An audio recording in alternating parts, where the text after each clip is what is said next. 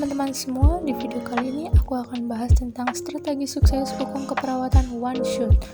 Bersama saya, Nurse Ayona. Oke, kali ini aku bakal sharing strategi yang bisa dilakukan untuk persiapan hukum.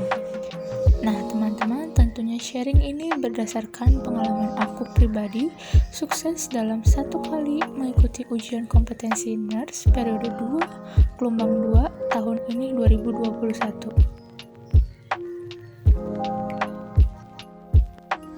Oke, pertama kita analisis kemampuan diri seperti kekuatan dan kelemahan diri.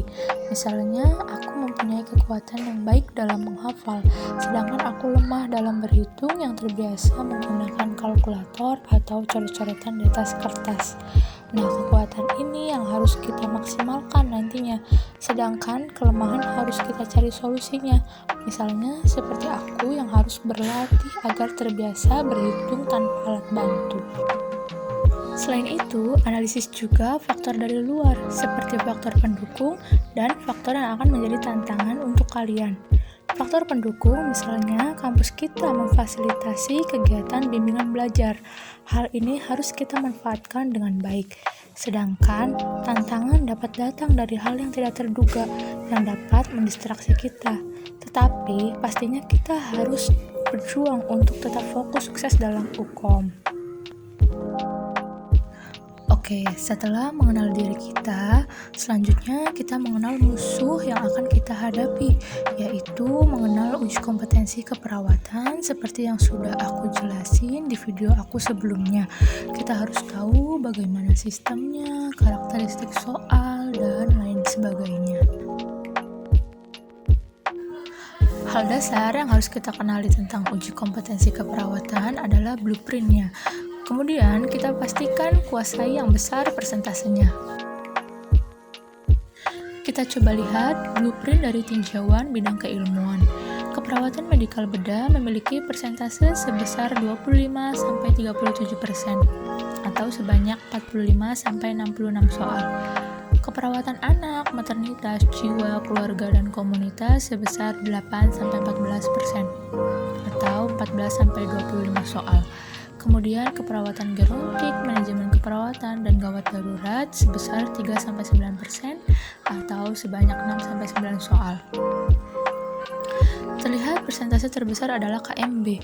Berdasarkan sumber dari Sinersi, nilai KMB ini menjadi indikator kuat untuk kelulusan seseorang, karena ketika mampu menjawab 60% saja dari total soal KMB, maka besar kemungkinan peserta untuk lulus karena bidang keilmuan lain ini mengikuti kemampuan KMB. Tapi karena aku yakin kemampuan teman-teman bisa menguasai lebih dari persentase KMB, maka aku sarankan kita kuasai minimal 80% dari berbagai tinjauan bidang keilmuan. Karena kita tidak tahu perhitungan pasti untuk dapat dinyatakan lulus. Dan mengingat saat ini nilai UKOM kita ini berkontribusi pada kelulusan kita.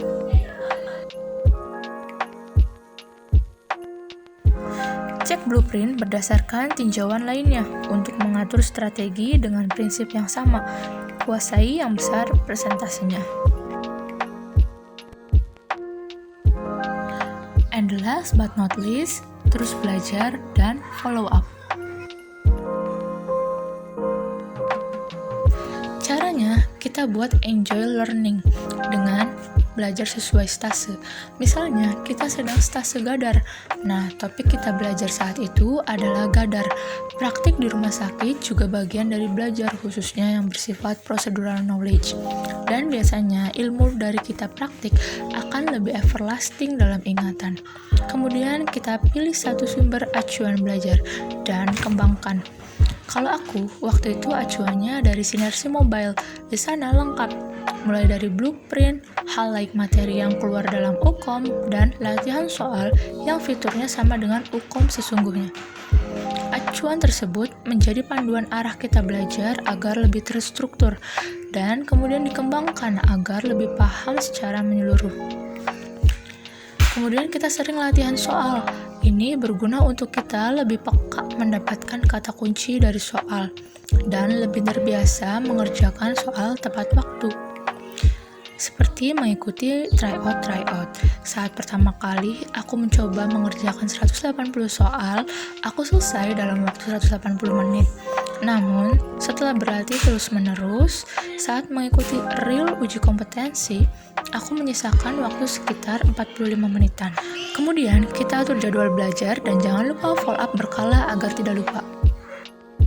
Jadi, kesimpulannya, strategi untuk mempersiapkan UKOM yaitu 1. Kenali diri sendiri, 2. Ketahui tentang UKOM, dan 3. Learn and follow up. Intinya, practice makes perfect, guys.